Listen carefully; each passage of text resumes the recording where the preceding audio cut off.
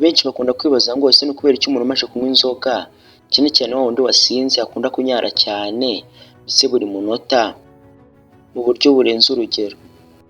Bikunda kuba kuri benshi gusa benshi ntabwo babyitaho. Gusa hano hari ikintu utigeze umenya kandi gitangaje. Ntabwo alcool cyangwa se inzoga zongera andi mazi mu mubiri gusa, ahubwo inzoga zinahindura zikanagenzura uburyo impyiko zawe zagenzuragamo amazi mu mubiri. Ubundi hormone isanzwe ishinzwe ibi ngibi bayita ADH cyangwa se antidiuretic hormone. Ubundi mu buzima busanzwe umubiri wawe ugerageza buri kanya kugira ngo uringanize ingano y'amazi ari mu mubiri wawe. Ubwo rero iyo umubiri wawe ukeneye gukora ibi ngibi kugira ngo amazi abe ari ku kigero kingana mu mubiri wawe, ubwonko bwawe niho busohora ya hormone yitwa antidiuretic hormone cyangwa se ADH. Ushatse wanayita ADH bitewe n'uko ubisoma.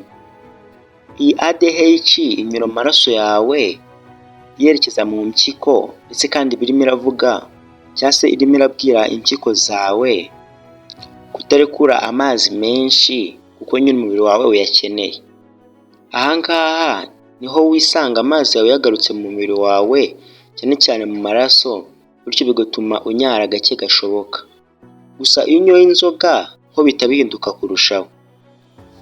Ubundi iyo alcohol yinjiye mu maraso yawe ishobora kuba yatuma ya hormone ya ADH cyangwa se ADH isohoka ari nke cyane yoherejwe n'ubwonko. Aha ngaha niho ubwonko bushobora kuba butanasohora iyi ADH cyangwa se ADH nk'uko byari bisanzwe.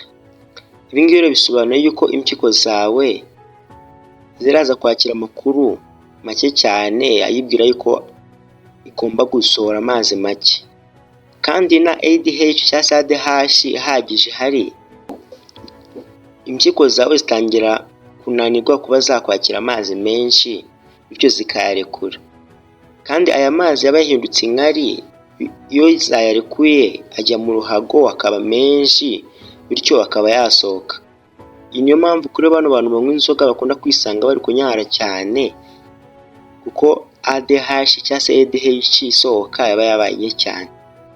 Ndetse hano hari ikintu ugomba kumenya, kubera ko kino gihe uri gutakaza amazi menshi mu mubiri, inzoga zishobora kuba zatuma utangira kuma kubera kubura amazi. Kandi ntabwo ubura icyo twita amazi gusa, hari n'icyo ubura cyitwa electrolytes.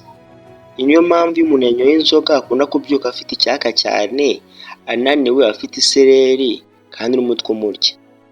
Ndetse kandi hano hari ikindi kintu gitangaje. Iyo alcohol yawe igabanyutse mu mubiri, ADH cyangwa se ADH itangira kwiyongera bityo umubiri wawe ugatangira kwitwara nk'uko wari usanzwe mbere. Njye nari iFabrics, wakoze kunyumva.